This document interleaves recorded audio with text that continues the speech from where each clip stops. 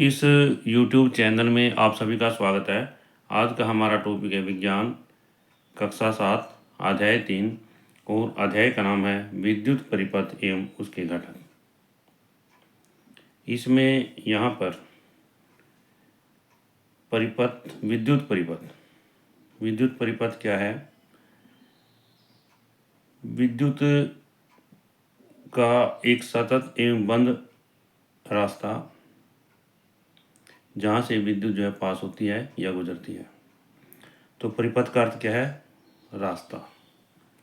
और उसके घटक जिन वस्तुओं को लेकर के विद्युत का परिपथ बनता है, ये उसके घटक। निहाल और उसके सहपाठी अपने विद्यालय के भाखड़ा नंगल बांध भ्रमण कार्यक्रम को लेकर बहुत उत्साहित थे। यहाँ पर निहाल और उसके सहपाठी हैं और भाखड़ा नंगल बांध के भ्रमण के कार्यक्रम को लेकर के वो उत्साहित थे। वे वहाँ के जल विद्युत संयंत्र को देखने जाने वाले थे, जहाँ गिरते हुए जल के बल का उपयोग करके विद्युत उत्पादित किया जाता है। उन्होंने रेलगाड़ी द्वारा पंजाब के नंगल से हिमाचल प्रदेश से भाखड़ा तक की 13 किलोमीटर लंबी उस निःशुल्क यात्रा के आनंद की प्रतीक्षा की थी, जिसमें रेलगाड़ी सतलुज नदी के सुंदर तटों और मोहक शिवालिक पर्वत श्रृंखला से होकर गुजरती थी। तो उसमें यहाँ पर ये सभी बच्चे जो हैं भाखड़ा नंगल बांध भ्रमण के लिए जा रहे हैं और वहाँ जाने के लिए बहुत उत्साहित हैं। उन्होंने रेलगाड़ी द्वारा पंजाब के नंगल से हिमाचल प्रदेश के भाखड़ा तक की जो है 13 किलोमीटर की लंबी उस निःशुल्क यात्रा के आनंद की प्रतीक्षा भी की थी। उनको इच्छा थी वहाँ जाने की, वो उसका इंतजार कर रहे थे। रेलगाड़ी सतलुज नदी के सुंदर तटों और मोहक शिवालिक पर्वत श्रृंखला से होकर गुजरती है। इसमें क्या है, रेलगाड़ी कहाँ से गुजरती है?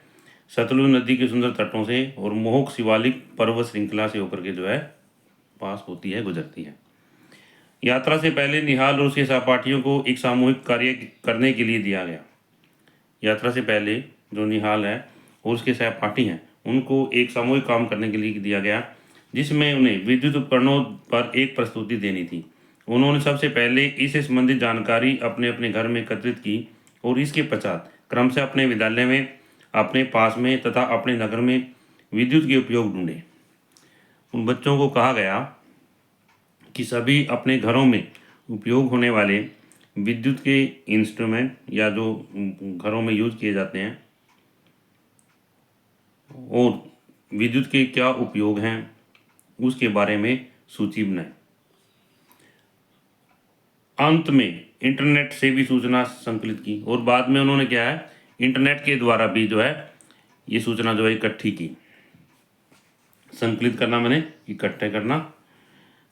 उन्हें यह देखकर बहुत आश्चर्य हुआ कि उनकी सूची तो बढ़ते ही जा रही थी। उन्होंने निश्चय किया कि वे इन उपयोगों को विभिन्न शीर्षकों के अंतर्गत वर्गीकृत करेंगे।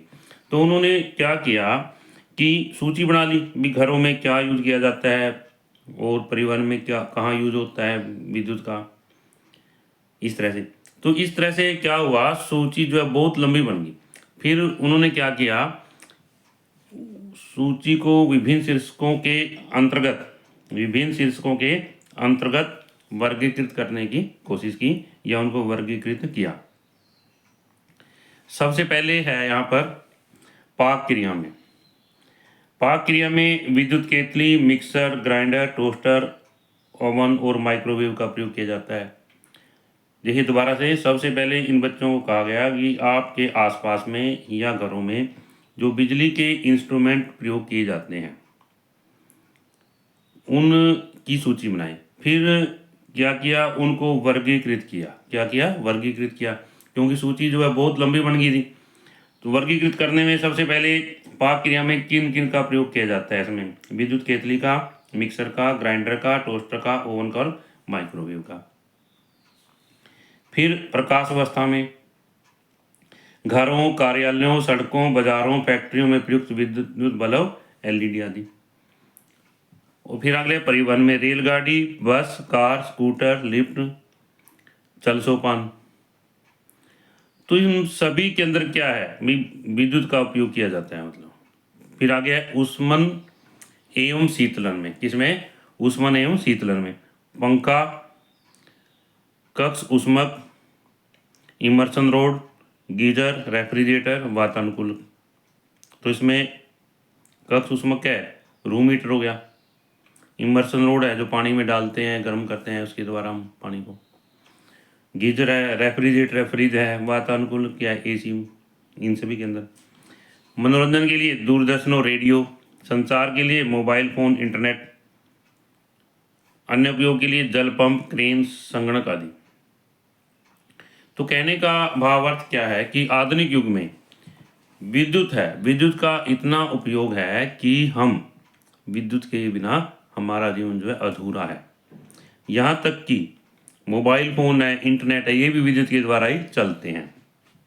इस तरह से सभी बच्चों ने क्या किया कि सबसे पहले एक सूची बनाई और उस सूची में उन्होंने सभी इंस्ट्रूमेंट के नाम लिखे। भाई घरों में, पाक क्रिया में, परिवहन में, ऊष्मन एवं शीतलन में, मनोरंजन में जो है क्या क्या जो है उपयोग किया जाता है। इससे आगे यहाँ पर, इसमें यहाँ पर एक बार छोटा करते हैं इसको, इस तरह से है। आगे इसमें क्या आप इस सूची में विद्युत के कुछ अन्य उपयोग अंकित कर, जो यहाँ पर जो सूची बनाई है, क्या हम इसके कुछ अन्य उपयोग जो अंकित कर निहाल और उसके साथियों की सहायता कर सकते हैं? विद्युत के उपयोगों के वर्गीकरण की किसी अन्य विधि का सुझाव भी दीजिए। आगे बढ़ते हैं। विद्युत का उपयोग तो हम करते ही हैं, अतः आइए विद्युत के विषय में और अधिक जानें। आपने पहले सीखा है कि विद्युत अनेक विधियों से उत्पन्न की जाती है। पवन चक्कियों में पवन ऊर्जा का उपयोग करके, सेल पैनलों में सौर ऊर्जा का उपयोग करके, गिरते जल द्वारा, प्राकृतिक गैस और कोयले का उपयोग करके आदि। तो इसमें यहाँ पर ये प्रश्न बन जाता है, विद्युत अनेक विधियों द्वारा उत्पन्न की जाती है। किसके द्वारा? अनेक विधियों के द्वारा। जैसे पवन चक्कियों में पवन ऊर्जा का उपयोग करके, सौर पैनलों में सौर ऊर्जा का उपयोग करके, गिरते जल द्वारा, प्राकृतिक गैस और कोयले का उपयोग करके आदि। यहाँ पर ये प्रश्न बन जाता है भी, विद्युत कैसे उत्पन्न की जाती है या किन विधियों के द्वारा उत्पन्न की जाती है। प्रश्न है विद्युत किन विधियों के द्वारा उत्पन्न की जाती है। हम यहाँ पर इसको लिख सकते हैं। इसी तरह से जैसे हमने पहले पढ़ा कि इसके अंदर विद्युत के जो उपयोग हैं विभिन्न, उसमें घरों में भाई कहाँ कहाँ जो विद्युत का उपयोग किया जाता है या कौन कौन से इंस्ट्रूमेंट हैं जो विद्युत के उपयोग में आते हैं।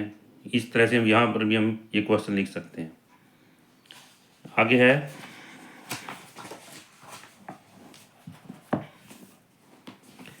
कक्षा 6 विज्ञान की पाठ्य पुस्तक जिज्ञासा के अध्याय प्रकृति की अमूल्य संपदा में आप यह पढ़ चुके हैं। हमारे घरों और फैक्ट्रियों में इन स्रोतों द्वारा उत्पन्न ऊर्जा की आपूर्ति तारों के माध्यम से होती है। तो हम लिख सकते हैं कि हमारे घरों में और फैक्ट्रियों में ऊर्जा जो है, विद्युत ऊर्जा किसके द्वारा पहुंचती है, किसके माध्यम से पहुंचती है? तारों के माध्यम से। यहाँ एक प्रश्न लिख सकते हैं हम, भाई क्या कहेंगे, हमारे घरों और फैक्ट्रियों में ऊर्जा जो है, विद्युत ऊर्जा जो है किसके माध्यम से पहुंचती है? हम कहेंगे तारों के माध्यम से। उदाहरण के लिए अपने घरों में हम विभिन्न विद्युत उपकरणों के प्लगों को दीवार में लगे विद्युत सॉकेट में लगाते हैं। तथापि विद्युत संबंधी ज्ञान प्राप्त करने के लिए हम विद्युत के एक सुहाय स्रोत पर अपना ध्यान केंद्रित करेंगे, जिसका उपयोग संभवतः हम में से अधिकांश व्यक्तियों ने किया होगा। तो इसमें क्या करेंगे, विद्युत सॉकेट में जो है विद्युत के जो प्लग लगाते हैं और विद्युत संबंधी ज्ञान प्राप्त करने के लिए हम जो अपना ध्यान केंद्रित करेंगे। तथापि जिसका उपयोग संभवतः हम में से अधिकांश व्यक्तियों ने किया है। आइए हम टॉर्च लाइट जैसे एक अन्य सामान्य उपकरण में इसके प्रयोग से आरंभ करते हैं। सबसे पहले हम टॉर्च की लाइट है उसका उदाहरण लेते हैं। किसका लेते हैं? टॉर्च की लाइट का उदाहरण लेते हैं। यहाँ पर हम सावधानी, विद्युत के खंभों एवं अन्य उपकरणों पर लगा संकट सूचक चिन्ह लोगों को यह चेतावनी देता है कि यदि सावधानी से व्यवहार न किया जाए तो विद्युत क्षति भी पहुंचा सकती है। तो इसमें यहाँ पर जो ये है निशान लगा हुआ है, और ये निशान जो है इस बात के बारे में जानकारी बताता है, प्रदान करता है कि यदि हम इनको विद्युत के उपकरणों को सही तरह से यूज ना करें तो वो हमें नुकसान भी पहुंचा सकते हैं, हानि पहुंचा सकते हैं। अपने घर अथवा विद्यालय के विद्युत प्रदाय के साथ कभी भी किसी प्रकार के प्रयोग नहीं करना चाहिए। हमारे घरों में जो लाइट आती है उसके साथ में हमें कोई भी किसी प्रकार का प्रयोग नहीं करना चाहिए। यहाँ तक कि सहायक जनित्रों से प्राप्त होने वाली विद्युत ऊर्जा भी भयावह परिणामकारी हो सकती है। जो जनित्रों से हम विद्युत ऊर्जा प्राप्त करते हैं वो भी क्या हो सकती है, हानिकारक हो सकती है और भयावह हो सकती है, नुकसान पहुंचाने वाली हो सकती है। विद्युत संबंधी प्रयोगों में सदैव केवल किसी बैटरियों या सेलों का उपयोग कीजिए। इसका उपयोग करना चाहिए भाई, किसी बैटरी का या सेलों का। यहाँ पर हम ये प्रश्न बन जाता है कि विद्युत संबंधी प्रयोग करने के लिए हमें किस विद्युत के स्रोत का उपयोग करना चाहिए। हम लिखेंगे केवल बैटरियों या सेलों का उपयोग करना चाहिए। किसका उपयोग करना चाहिए, बैटरी या सेलों का। जैसे आप टॉर्च लाइटों, दीवार घड़ियों, रेडियो एवं सुदूर यंत्रकों आदि में करते हैं। तो इससे आगे है टॉर्च लाइट। क्या चीज़ है, टॉर्च लाइट। आपने टॉर्च लाइट का उपयोग किया होगा, जिसे टॉर्च अथवा फ्लैश लाइट भी कहते हैं। क्या है भी, जो टॉर्च लाइट है उसको टॉर्च अथवा फ्लैश लाइट भी कहते हैं। यहाँ पर इसमें ये टॉर्च लाइट जो है दिखाई गई है, चित्र 3.1। इसमें क्या भी है, टॉर्च लाइट दिखाई गई है। आगे इसमें है क्रियाकलाप 3.1। आइए अन्वेषण करें। चित्र 3.1 में दर्शाई गई जैसे एक टॉर्च लीजिए। हमने यहाँ पर एक टॉर्च लेनी है जो कि चित्र 3.1 में दर्शाई गई है। सावधानीपूर्वक इसका अवलोकन कीजिए। फिर इसको क्या करना है, सावधानीपूर्वक हमने इसको देखना है, अवलोकन करना है। क्या आपको इसमें कोई लैंप और एक स्विच दिखाई देता है? सबसे पहले क्या देखना हमने, इसमें एक लैंप और स्विच देखना है। लैंप का अर्थ क्या है, बल्ब। तो इसमें यहाँ पर ये स्विच होता है, यहाँ पर क्या होता है, ये स्विच है इसमें यहाँ पर, और ये इसमें यहाँ पर बल्ब होता है। क्या होता है, बल्ब होता है। तो इस तरह से आगे है, इस स्विच को खिसकाइए और अवलोकन कीजिए कि क्या टॉर्च का लैंप दीप्त होता है। तो फिर हमने क्या करना है, इस स्विच को खिसकाना है और देखना है भी क्या वो लैंप जो है दीप्त हो जाता है, क्या लैंप जो रोशनी देना आरंभ कर देता है। अब स्विच को खिसकाकर अपनी पूर्व स्थिति में लाइए और टॉर्च लैंप का अवलोकन कीजिए। आगे है, आपने ध्यान दिया होगा कि स्विच की एक स्थिति में टॉर्च लैंप दीप्त होता है और दूसरी स्थिति में दीप्त नहीं होता। स्विच की जिस स्थिति में लैंप दीप्त होता है वह उसकी ऑन स्थिति कहलाती है। यहाँ पर ये प्रश्न बन जाता है कि जो टॉर्च है, टॉर्च की ऑन स्थिति कौन सी है। हम लिखेंगे जिस स्थिति में लैंप दीप्त होता है। जो टॉर्च है उसकी ऑन स्थिति कौन सी है, उत्तर लिखेंगे जिस स्थिति में लैंप दीप्त हो जाता है वह टॉर्च की ऑन स्थिति कहलाती है। और दूसरी स्थिति में जिसमें लैंप दीप्त नहीं होता वो क्या कहलाती है, ऑफ स्थिति कहलाती है। तो इसमें यहाँ ये भी लिख सकते हैं हम, टॉर्च की ऑन और ऑफ स्थिति कौन सी है। क्या लिखेंगे, प्रश्न है टॉर्च की ऑन और ऑफ स्थिति कौन सी है। हम लिखेंगे जिस स्थिति में लैंप दीप्त हो जाता है वो तो ऑन स्थिति है, और जिस स्थिति में लैंप दीप्त नहीं होता वो कौन सी है, ऑफ स्थिति है। अब टॉर्च को खोलिए, इसके अंदर आपको क्या दिखाई देगा। टॉर्च के अंदर आपको दो या दो से अधिक विद्युत सेल दिखाई देते हैं। जो टॉर्च है उसमें क्या होते हैं, दो या दो से अधिक विद्युत सेल होते हैं। आगे इसमें है एक सरल विद्युत परिपथ। एक सरल विद्युत परिपथ। टॉर्च कैसे कार्य करती है यह समझने के लिए आइए पहले हम इसके अवयवों के विषय में जानकारी प्राप्त करते हैं। सबसे पहले क्या करेंगे कि हम इस जो टॉर्च है जिन वस्तुओं से यह बनी होती है उसके बारे में हम जानकारी पहले प्राप्त करते हैं। स्विच की स्थिति ऑन स्थिति में टॉर्च का लैंप दीप्तिमान क्यों हो जाता है। अभी आगे इसमें ये जिज्ञासु बच्चा है, ये सोचता है कि जब हमने स्विच को ऑन किया तो टॉर्च का लैंप जो दीप्त क्यों हो जाता है। टॉर्च का लैंप क्या है, दीप्त क्यों हो जाता है। इससे आगे विद्युत सेल, क्या चीज़ है, विद्युत सेल। आइए अवलोकन करें। एक विद्युत सेल लीजिए, इसे सभी तरफ से ध्यानपूर्वक से देखिए। क्या आप विद्युत सेल पर धन चिन्ह और ऋण चिन्ह अंकित देखते हैं। जो विद्युत सेल है, यहाँ पर एक विद्युत सेल दिखाया गया है, इस पर एक धन चिन्ह है, ये ऋण चिन्ह है।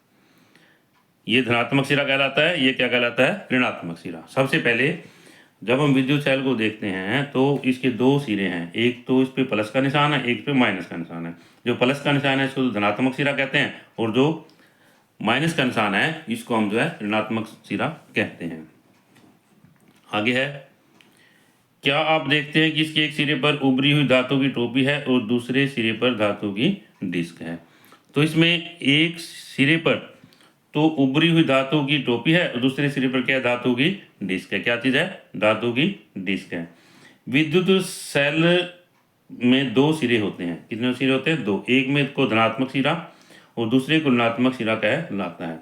तो इसमें यहाँ पर ये प्रश्न बन जाता है कि विद्युत सेल के कितने सिरे होते हैं। प्रश्न लिखेंगे, विद्युत सेल के कितने सिरे होते हैं। हम कहेंगे विद्युत सेल के दो सिरे होते हैं। क्या कहेंगे, विद्युत सेल के दो सिरे होते हैं, एक धनात्मक सिरा तथा दूसरा जो है ऋणात्मक सिरा। जबकि दूसरा सिरा ऋणात्मक अथवा धनात्मक सिरा कहलाता है। धातु की टोपी वाला सिरा विद्युत सेल का धनात्मक सिरा तथा विद्युत की चकती वाला सिरा जो है ऋणात्मक सिरा कहलाता है। विद्युत सेल विद्युत ऊर्जा का सुवाह्य स्रोत है। और इसमें यहाँ पर हमने क्या है, इसके विद्युत सेल के बारे में पढ़ा दोबारा से एक बार, कि विद्युत सेल में दो सिरे होते हैं, एक सिरे को धनात्मक सिरा कहते हैं, दूसरे को ऋणात्मक सिरा कहते हैं। इसमें जो टोपी वाला सिरा है वो धनात्मक सिरा होता है और जो चकती वाला सिरा है वो क्या है, ऋणात्मक सिरा कहलाता है। और इस तरह से विद्युत सेल जो है विद्युत ऊर्जा का एक सुवाह्य स्रोत है। इस तरह से आपको विद्युत सेल के विषय में समझ आ गया होगा। और इस वीडियो में आज हम इतना ही यहीं तक पढ़ेंगे। आशा करता हूँ कि इस वीडियो के माध्यम से आपको ये टॉपिक समझ आ गए होंगे। और यदि है वीडियो आपको अच्छी लगे तो आप इस वीडियो को लाइक करें, शेयर करें, कमेंट करें। और यदि आप इस चैनल पर नए हैं तो आप इस चैनल को सब्सक्राइब करें ताकि इस तरह की वीडियो आपको मिलती रहे।